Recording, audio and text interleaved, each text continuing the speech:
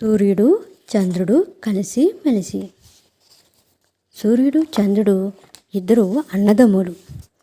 వీళ్ళిద్దరూ చాలా రోజుల వరకు ఒకరిని ఒకరు కలుసుకోలేకపోయేవారు.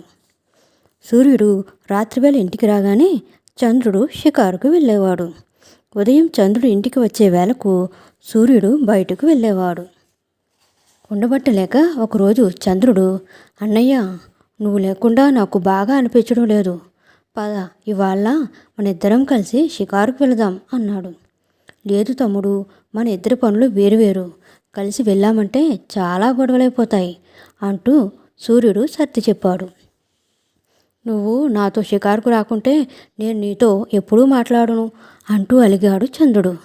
నా మంచి తమ్ముడు కదా, అలా కోపగించుకోకు అంటూ ప్రేమగా చంద్రుని తలపై చేయి వేసి నిమురుతూ తిరిగి అన్నాడు. పద, ఇవాళ నీతో కలిసి ప్రపంచమంతా తిరుగుతాను, ఏం జరుగుతుందో చూద్దాం. పద. చంద్రుడు ఎంతో సంతోషించాడు. ఇద్దరూ మేఘాల్లో దాగుడుమూతలు ఆడసాగారు. ఎంతో ఆనందించారు కూడా. సముద్రంలో మునకలేశారు. చాలా ఆనందం కలిగింది. పర్వతాలు, కొండల మీద పరుగులు తీశారు. ఎంతో ఆనందించారు.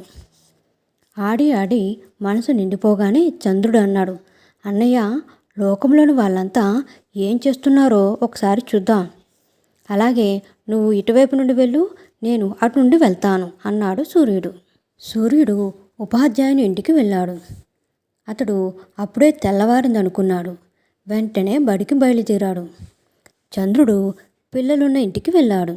వాళ్ళు అప్పుడే రాత్రి అయిందనుకున్నారు. అందరూ అలాగే పడుకున్నారు. బడిలో ఉపాధ్యాయుడు చాలా కోపంగా ఉన్నాడు. అన్నయ్య, అంతా గందరగోళం అయ్యింది అన్నాడు చంద్రుడు. అవును తమ్ముడు. సూర్యుడు కొంచెంసేపు ఆలోచించి తిరిగి అన్నాడు.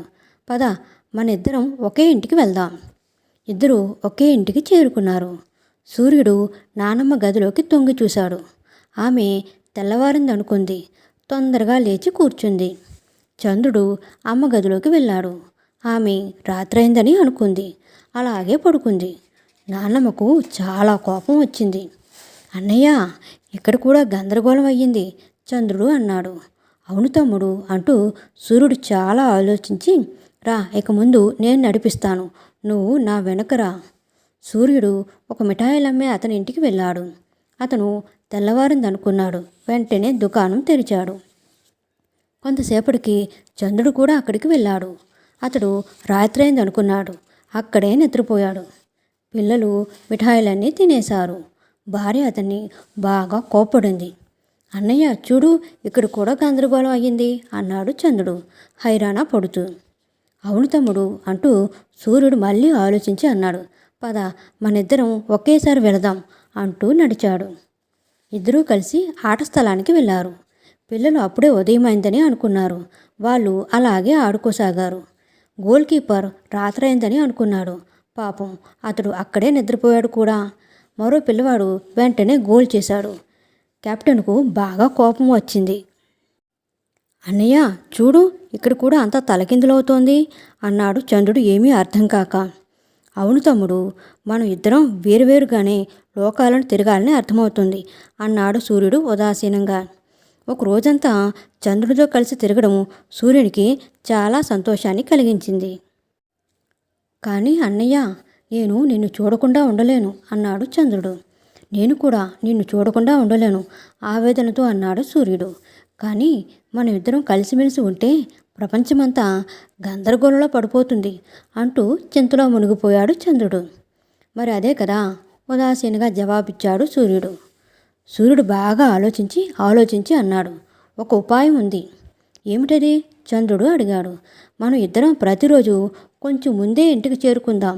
ఉదయం పూట నేను బయటికి వెళ్ళేటప్పుడు నువ్వు నన్ను చూడు, మళ్ళీ సాయంత్రం నేను బయటికి వెళ్ళేటప్పుడు నువ్వు నన్ను చూడు అంటూ ఎంతో సంతోషంగా చంద్రుడు ఎగిరి గంతులేశాడు. అప్పటి నుండి ఇద్దరూ కొంత త్వరగా ఇంటికి రాసాగారు. ప్రొద్దున సూర్యుడు బయటికి వెళ్ళే సమయంలో చంద్రుడు దూరం నుంచి చూస్తూ ఉండేవాడు. సాయంత్రం చంద్రుడు వెళ్ళేటప్పుడు సూర్యుడు దూరం నుంచి టాటా చెబుతాడు. Please like, share and subscribe our channel. Thank you so much.